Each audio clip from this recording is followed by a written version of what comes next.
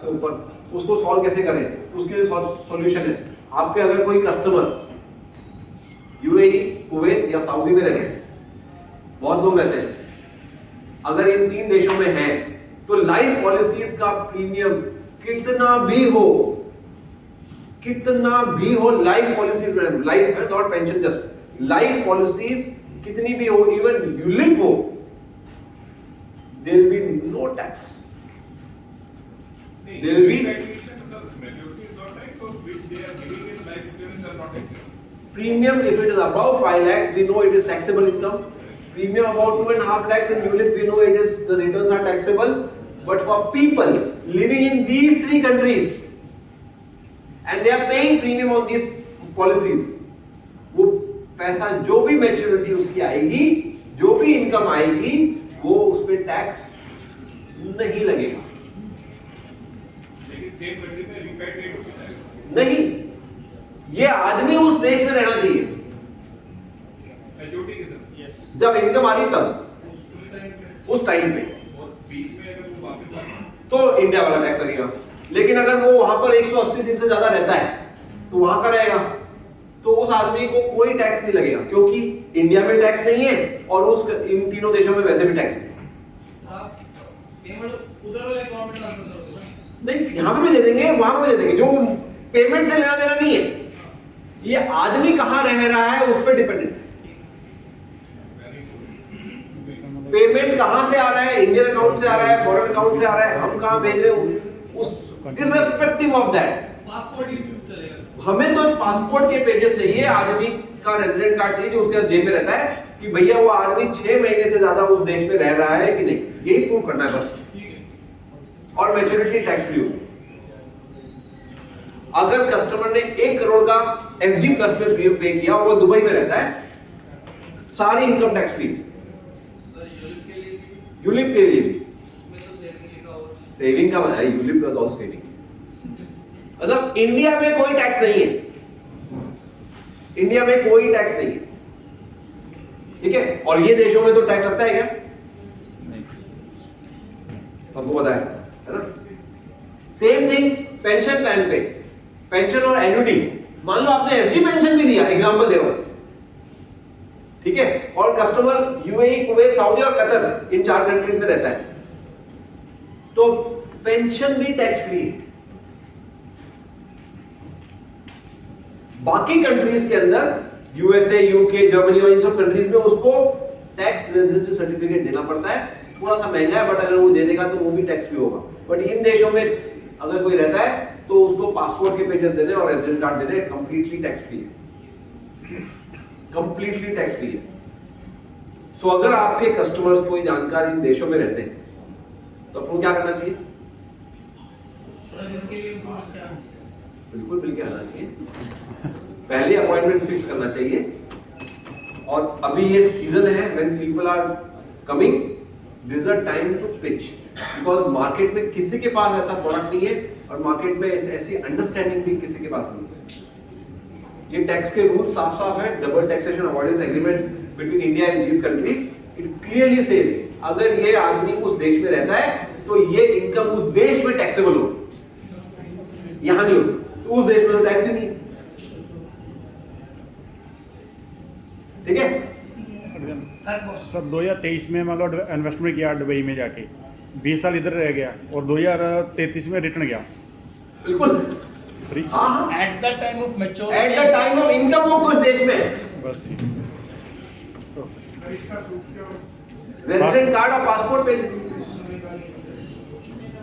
Passport तो होगा, कभी भी वो फोटो खींच के दे सकता है आपको, isn't it? सॉरी, उससे फर्क नहीं पड़ता, इनकम जब आ रही है तब, ठीक है। कई एचएनआई है जो आज इंडिया में है बट फ्यूचर में जाना चाहते हैं इन देशों में, पॉलिसी का स्टेटस चेंज होना पड़ेगा जब वो चेंज होगा, एनआरआई होना चाहिए, ठीक है। टाइम ऑफ मैच्योरिटी, ओके, 2-3 चीजें और बताना चाहता हूँ एनआरआई के अंदर। आईएलपी सीरीज बंद हो रहा है, आया ना? यस, सबको पता है आईएलपी बंद हो रहा है, सबसे ज्यादा किसने बेचा है जरा आपको बताओ यहाँ पर। अच्छा जरा हाथ खड़ा करो, पिछले 1-1.5 महीने में अपने ILP बेचा है? Can you, if you can raise your hand? Very few of you. Why? ILP is such a fantastic product. Fantastic product. इसके आगे ऐसा अपॉर्चुनिटी नहीं मिलेगा। इंडिया के रिटर्न्स देखो आप, और खासकर NRIs का इंडिया के रिटर्न्स देखो आप। इंडिया में इक्विटी के रिटर्न और बाकी कंट्रियों के रिटर्न्स रात और दिन का फर्क है। यूके, USA, कनाडा, किसी भी कंट्री का ले लो, equity returns of India are far superior, huge difference in returns. वहां के लोग तो इक्विटी में वैसे भी इन्वेस्ट करते हैं, उस छोटे से रिटर्न के लिए भी इक्विटी में इन्वेस्ट करते हैं। मैं बात करता है किसी यूके कस्टमर से, उसने बोला मेरे को 4.5-5% मिल जाता है जी, म्यूचुअल फंड में डालता हूँ। मैंने कहा गारंटी? बोला हाँ गारंटी वगैरह मिलता है। मैंने कहा म्यूचुअल फंड में कौन सी गारंटी? तो उसने बोला हाँ, और गारंटी तो कोई लिख के नहीं था, बट नॉर्मली आ जाता है। मैंने कहा अरे ऐसे तो हम नॉन गारंटी में तो यूनिट में तो हम पैसा देते हैं। That's how you have to talk to these customers. जब वो इंडिया आएंगे, वेट मत करिए, तब तक ILP बंद हो जाएगा। तो बंद क्यों कर रहे हो इतना अच्छा प्रोडक्ट? देखो ओके, हम जीवन बीमा में बहुत सालों से हैं, तो मैं उसका एक उसका एग्जांपल देता हूँ। बहुत सभी अच्छे लोग होते हैं, बट सबको कभी ना कभी जाना होता है ना? करेक्ट? तो ये भी है, ऐसा ही है, जब किसी न किसी को हर प्रोडक्ट को कहीं ना कभी बंद करना होता है। बहुत जल्दी जा रहे हैं। अकस्मात मृत्यु इसके लिए लाइफ इंश्योरेंस है, तो वही है, ठीक है। उसका इंश्योरेंस SGR नहीं गया, अकस्मात, ठीक है। ओके, अब आता है आपका last topic, 5 minutes on business insurance. और खासकर इस शहर में जब मैं घुस रहा था, तो मुझे समझ में आ गया कि यहाँ पर क्यों बिजनेस इंश्योरेंस अच्छा है ना? देखिए, आपके पास जो 10 CA हैं, अगर मैं आपकी जगह वहां बैठा होता यहाँ पर, तो मैं उन 10 CA का बहुत सही ढंग से यूटिलाइज करता, और बताता हूँ कैसे करता। मेरे को फ्री में एक CA मिल रहा है जो प्रैक्टिसिंग है, जो मेरे को बता सकता है कि मेरे जानकार कस्टमर के पास क्या इनकम है। अगर आपका एक कोई जानकार है जो बिजनेसमैन कंपनी खोला हुआ है, उसका वो चार्टर्ड अकाउंटेंट इनकम पता कर सकता है without him knowing and without anybody else knowing, bye paying just how much money? 100 rupees. 100 रुपए देकर अगर मेरे को ये पता है कि धर्मेंद्र जी के पास एक कंपनी है जिसमें वो अच्छा खासा पैसा कमाते हैं, मालूम होता है ना भाई, कस्टमर है, मेरे जानकार है, बट पता नहीं क्या है और कैसे कमाते हैं ये पता है, बट कितना कमाते हैं पता नहीं, क्या पिच करूं पता नहीं, राइट? तो मेरे को अपनी पहले सेल्स पिच डिजाइन करनी पड़ेगी। उसके लिए मेरे को पता होना चाहिए कि इनकी इनकम कितनी है एग्जैक्टली, और इनकम का सोर्स क्या है, कितनी सोर्स से, सैलरी से कितना आ रहा है, डिविडेंड से कितना आ रहा है, प्रॉफिट से कितना आ रहा है, वो मेरे को पता होना चाहिए। वो मैं पता कर सकता हूं, पता है, I can know about it. How? Absolutely. Ministry of corporate affairs की एक वेबसाइट है जिसके अंदर पब्लिकली एक डॉक्यूमेंट्स अवेलेबल है हर कंपनी के, by just paying 100 rupees. Every company, पर company 100 rupees, if you pay 3 hours के लिए वो खुल जाती है, and you can download all the statements, balance sheet, profit and loss account, उसका annual report, everything you can download. 3 घंटे के लिए वो विंडो ओपन होती है। अगर वो मान लो 3 घंटे में नहीं डाउनलोड हुआ तो वापस और मतलब I think it's good enough, right? Now I don't want you to be a chartered accountant to know क्या है क्या नहीं, कैसे। आप वो डाउनलोड कर लीजिए और सीए को भेज दीजिए, ये पढ़ के बताओ इनकी इनकम कहां से आ रही है।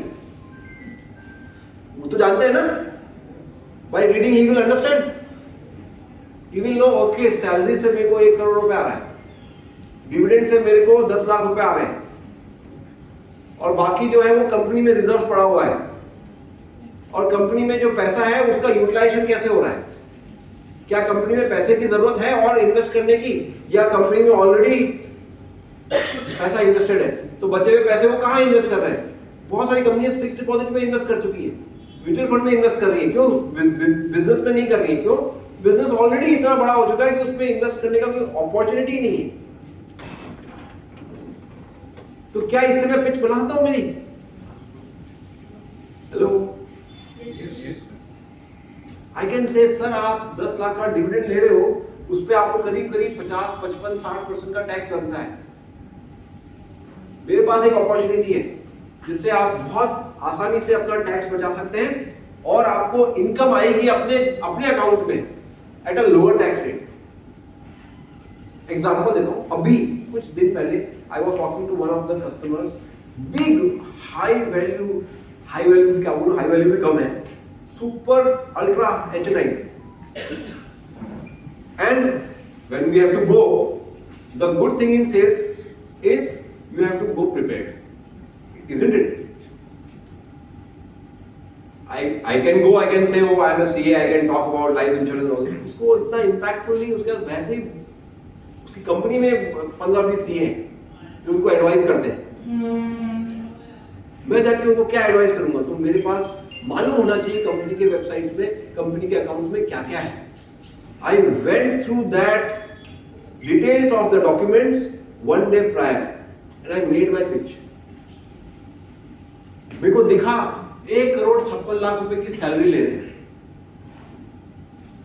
60 लाख रुपए का डिविडेंड ले रहे हैं और कंपनी का प्रॉफिट है 150 करोड़ रुपए और कंपनी में फिक्स इन्वेस्टमेंट्स में बहुत सारा लैंड में पैसा इन्वेस्ट किया हुआ है, प्रॉपर्टीज में इन्वेस्ट किया हुआ है ताकि रेंटल इनकम आए। इमेजिन बिजनेस किसी और चीज का है और रेंटल इनकम अलग से आ रही है, प्लस साथ में वो they have huge amount of money in bank and in stocks. तो पिच क्या बनेगी कि 60 लाख रुपए का आप डिविडेंड ले रहे हो, 1 करोड़ 1.5 करोड़ की सैलरी ले रहे हो, आपको घर में जरूरत है क्या इसकी? आप क्या करते हो 1.5 करोड़ रुपए की सैलरी लेकर? 1.5 करोड़ में से 50 लाख तो टैक्स जाएगा, 1/3 तो टैक्स, 1/3 क्या ज्यादा जाएगा, 1/3 तो 50 लाख तो टैक्स जाएगा, 1 करोड़ जेब में आएगा। 1 करोड़ मतलब करीब करीब कितना हुआ महीने का? करीब करीब 12 लाख रुपए, राइट? 8 लाख रुपए। 8 लाख रुपए का क्या करोगे आप घर में? How much you can spend in a month? एक सुपर HNI भी हुआ तो क्या करेगा? 8 लाख रुपए से क्या कर सकता है? खाना सोना थोड़ी खाएगा, नेटवर्क को बढ़ाएगा सर। वो क्या करेगा? वो उस पैसे को इन्वेस्ट करेगा। भाई ऐसे आदमी को रेंट तो देने की जरूरत नहीं, घर होगा खुद का, ठीक है ना? गाड़ी होगी BMW 7 series and all those big cars, वो कंपनी के नाम पे होगी ना, खुद के नाम पे तो नहीं होगी। एम आई राइट? वो तो समझ में आता है। तो खर्चा क्या है? पेट्रोल भी कंपनी पे कर रही है, ड्राइवर की सैलरी भी कंपनी पे कर रही है। घर में क्या खर्चा करेगा आदमी? फर्नीचर कितना खरीदेगा लोन? नहीं खरीदेगा ना। What he will do? जो 8 से 10 लाख आएगा उसमें से 2 लाख, ठीक है भाई, वो पोलो रॉयल लॉरेन की जीन्स खरीद लेगा, गुच्ची की कुछ चीजें, क्या करेगा वो आदमी? हर महीने तो नहीं कर हर महीने कितना खरीदेगा? तो वो क्या करता है? 3 लाख रुपए घर में खर्च कर दिए, बाकी 5 लाख जो बचे उसका क्या करेगा? वो कहीं इन्वेस्ट करेगा। बट क्या प्रॉब्लम है? वो जो 5 लाख रुपए इन्वेस्ट करेगा उसके लिए उसने ऑलरेडी 8 लाख रुपए में से 3 लाख रुपए उसने टैक्स पे कर दिए। यस और नो? भाई 1.5 करोड़ की सैलरी से 50 लाख तो टैक्स पे कर दिया ना, और बचे हुए पे आपको रिटर्न आ रहा है। और जो म्यूचुअल फंड में इन्वेस्ट किया उस पे क्या टैक्स फ्री रिटर्न आता है? उसमें भी टैक्सेबल रिटर्न आता है। यस और no? Long term capital gain tax है। और कहां इन्वेस्ट करेगा? डेट म्यूचुअल फंड में इन्वेस्ट करा उसमें भी टैक्स लग गया, फिक्स्ड डिपॉजिट में इन्वेस्ट करा उसमें भी टैक्स लगेगा। टैक्स फ्री रिटर्न किस प्रोडक्ट में बताओ? टैक्स फ्री रिटर्न किस प्रोडक्ट में? FGRR को छोड़, इंडिविजुअली नेचर में product, not life insurance, any product. कौन सा प्रोडक्ट है जो टैक्स रिटर्न देता है? पीपीएफ को छोड़ के, पीपीएफ में 1.5 लाख रुपए से ऊपर आप इन्वेस्ट नहीं कर सकते साल में, तो वो एचएनआई के लिए नहीं है। कौन सा प्रोडक्ट बताओ, कोई है ही नहीं। गोल्ड म्यूचुअल फंड, गोल्ड खरीदो, कुछ भी खरीदो, everything is going to be taxable returns. But उस टैक्सेबल रिटर्न लेने के लिए उसने ऑलरेडी पहले टैक्स पे कर चुका है। मेरे पास क्या ऑप्शन है? एम्प्लॉयर एम्प्लॉय पॉलिसी, जिसमें उसको पहले टैक्स पे करने की जरूरत नहीं है, रिटर्न टैक्सेबल आएगा जो उसके आज की प्रोडक्ट में भी आ रहा है। Are you getting my point guys? So I am going to talk about this to him. 60 lakh का डिविडेंड ले रहे हो, क्या मजाक कर रहे हो? 60 लाख के डिविडेंड घर में आने के लिए आपके पास ऑलरेडी 1.5 करोड़ रुपया खर्च कर चुके हो आप, क्योंकि कंपनी को पहले टैक्स पे करना पड़ता, मतलब जब कंपनी डिविडेंड डिक्लेयर करती है तो पहले इनकम टैक्स पे करती है, बाद में बचे हुए वो डिविडेंड पे करती है, और डिविडेंड उसके खुद के भी अकाउंट में टैक्सेबल आता है, डबल टैक्स लगता है उसमें। उसको मैंने बताया, उसने बोला यार ये तो, उसने अपने सीनियर अकाउंटेंट को बुलाया, exactly I am saying what exactly happened. Senior accountant को बुलाया, भैया ये क्या है? बोला सर ये कीमैन इंश्योरेंस पॉलिसी बता रहे होंगे, आई एम श्योर। मैंने कहा हाँ, अब वो कीमैन मत समझना, कीमैन होता है एम्प्लॉयर एम्प्लॉय, इनकम टैक्स में कीमैन बोलते हैं, छोड़ दो। उसने बोला sir I understand this is much better. उसने पहले क्यों नहीं बताया? You know what senior accountant told? Sir आपने कभी पूछा नहीं। That was his word. You never asked me that you wanted build a long-term fund for you, which is tax efficient. You wanted money in your hand because आपको mutual fund में invest करना है, आपको इसमें invest करना है, तो ये है। He changed his salary structure from 1st of October। इस कंपनी के 4 डायरेक्टर्स हैं, चारों डायरेक्टर्स के सैलरी स्ट्रक्चर चेंज हो गया। अब पता उनकी सैलरी क्या है? बेसिक सैलरी सेम है, क्योंकि उसमें पीएफ करता है ना, तो पीएफ चेंज नहीं होना चाहिए, तो बेसिक सैलरी उतनी की उतनी है और कुछ भी नहीं है। Salary structure got changed. There is no dividend now, and therefore what happens? What will happen? The money should come to pre-underwriting में क्या है? समझ सकते हो?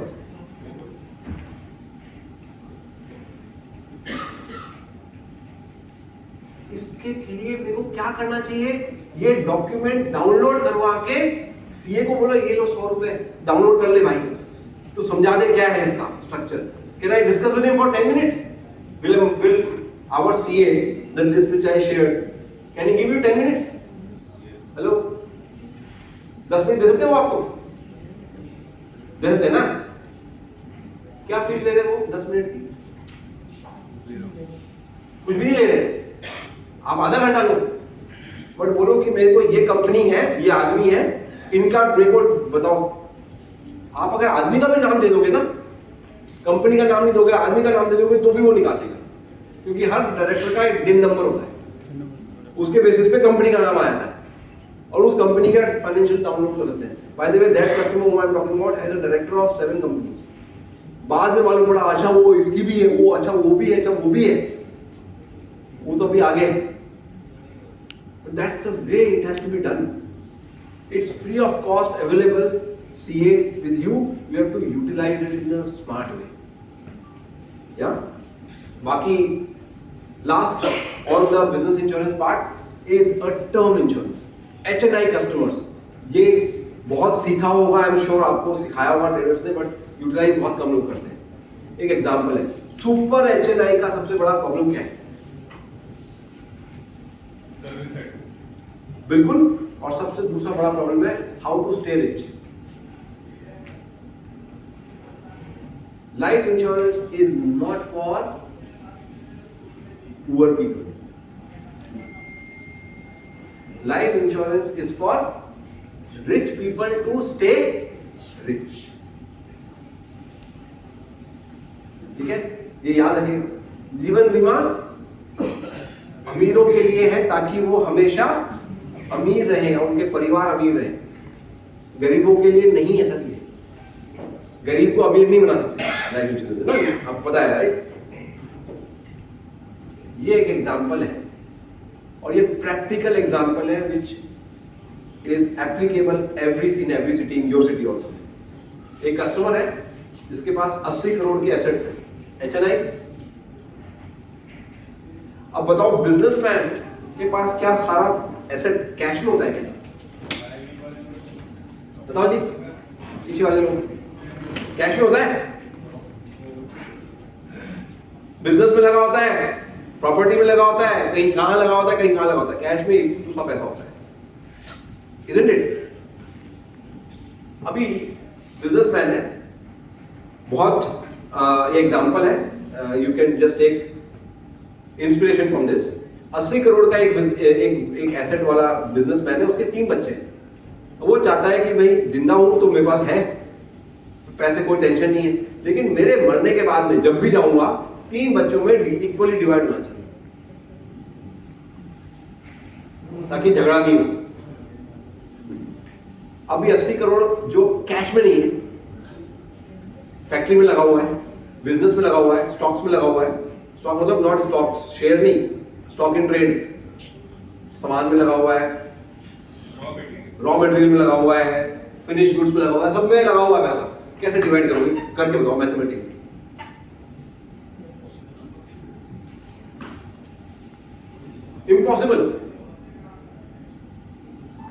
Impossible. And this is example is applicable to everyone. 10 crore हो या 2 करोड़, 2-3 बच्चे हैं, इक्वली डिवाइड नहीं कर सकते आप। और इसमें भी कई कॉम्प्लेक्सिटीज आती है। इसमें से एक बच्चा बोलता है मेरे को तो इंडिया में रहना ही नहीं, कनाडा जाके मेरे को अपना बिजनेस शुरू करना है। I am not interested to live in India, I don't want to get any money from anything from your factory. Now what to do? I want money. After you go, आज नहीं चाहिए, but आपके जाने के बाद में मेरे को इक्वल शेयर चाहिए, तो आप क्या करोगे? ऐसे होंगे बहुत सारे लोग। I am not interested in your business, I want to do my own business. Now what's the option? अरे भैया आंसर सिर्फ एक ही है, इसके अलावा और कोई आंसर नहीं है, सिर्फ एक ही है, वो है जीवन बीमा, life insurance is the only answer. You can find out any investment books, read any investment book across the globe, किसी भी बुक को पढ़ लो, आंसर सिर्फ एक ही है, लाइफ इंश्योरेंस, जीवन बीमा। इसका आंसर क्या है? 80 करोड़ जो था उसको मेरे को इतना इंक्रीज करना है ताकि 3 में डिवाइड हो जाए, और इतना हो जाए जो तीसरा बच्चा मेरा पैसा नहीं, मतलब मेरे बिजनेस में नहीं आना चाहता, उसको कैश मिल जाए। तो मैंने 80 करोड़ को एसेट थे, 40 करोड़ का इंश्योरेंस लिया। तो in case of living everything is good, right? तो चल ही रहा है ना बिजनेस, कोई टेंशन ही नहीं है। जाने के बाद क्या होगा? ये 40 करोड़ रुपए आएंगे, ये उस बच्चे को जाएंगे कैश में जो कि मेरे बिजनेस में आना नहीं चाहता था, और बच्चे में जो बच्चे जो थे, जो हैं, जो कंटिन्यू करना चाहते हैं business, they will continue my business equally. तो इतना सम एश्योर लीजिए ताकि आपका जो एसेट है वो आपके जितने बच्चे हैं उसमें इक्वली डिवाइड हो। One of the customer was like this is a real life example, real life example. Soon we have given 40 crores in month of September, August. उसके पास 82 करोड़ के एसेट्स थे, सारे नेटवर्क हमने निकाला। उसने बोला 3 बच्चे हैं जी, एक बच्ची है मेरी daughter, she wants to go to Canada, wants to start her own business, she is not interested to continue, she respects me a lot, all दोस्त बच्चे सब मेरी बात मानते हैं, लेकिन मेरे को पता है मैं बूढ़ा हूं, अब मैं कभी नहीं कभी जाऊंगा, और झगड़ा नहीं चाहता घर। बिजनेस बहुत मेहनत से बनाया है, बिजनेस बंद नहीं होना चाहिए, और मेरा फैमिली मैटर पब्लिक में नहीं आना चाहिए। कि भैया ये झगड़ा हुआ, you know, all those issues should not come out. We are respectful family. Hence we offered him 40 crore sum assured and we told 40 जब आप नहीं रहोगे तो 40 आपकी बच्ची को जाएगा. अब ये कैसे, हमने इसको बिजनेस इंश्योरेंस में बेचा है ताकि उसका प्रीमियम टैक्स बेनिफिट मिल जाए ना भाई. And he understood very well because individually उसकी इनकम थी. इंडिविजुअली उसकी इनकम बहुत ही कम. जैसे डायरेक्टर होता है 5 लाख रुपए की सैलरी, 5 लाख में क्या दोगे, 40 crore थोड़ी दोगे. तो वो उसकी सम एश्योर्ड एलिजिबिलिटी एम्प्लॉयर से आ रही थी. Hence we are able to give. But 40 crore कितने साल तक? 40 crore till age 100 sir. हाँ, कितने साल तक जब आपने दिए? He is 42 years old, by the way. That's it. And he's still thinking about it. That's an amazing thing. उसके बच्चे मतलब बस अभी they are क्या बोलते हैं 18, 19, 20 ऐसे सालों के. And they are real time in business. Yeah.